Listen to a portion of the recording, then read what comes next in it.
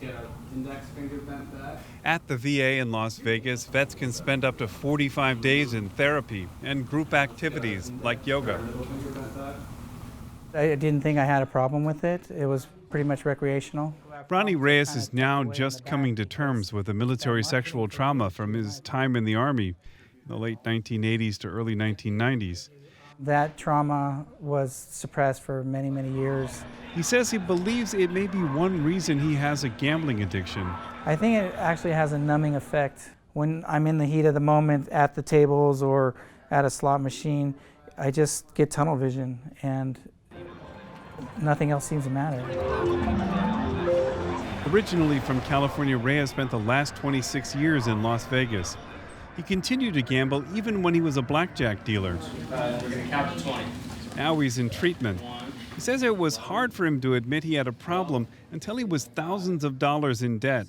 The debt started piling up about 3 years ago, and the problem continued even after that. There's not a substance attached to it. There is no drug. There is no bottle. It's a behavior that can easily be hid. Vets with PTSD are 60% more likely to have a gambling addiction than the general population. Gambling also contributes to the higher rate of suicide among veterans. Even so, gambling hasn't attracted nearly as much funding as drug and alcohol addiction. Open in November, Las Vegas is only the second inpatient treatment program in the VA system. People should be really encouraged that treatment works. Bo Bernhardt is the executive director of the International Gaming Institute at the University of Nevada, Las Vegas. Drugs and alcohol have public faces, public voices, and a much longer history of those voices advocating in this field. Gambling addiction really is a newer field. The history of seeing gambling as an addiction actually starts with one pioneering VA doctor, Robert Custer in Ohio. Bernhardt said, Custer opened the first inpatient treatment center for problem gambling in 1974 after he saw the symptoms among his drug and alcohol patients. Many of them were swapping seats on the Titanic, as he used to put it. Were switching from an alcohol or drug addiction to what he thought of first as a gambling addiction. There are outpatient programs. In San Diego, they send vets to treatment programs in the community.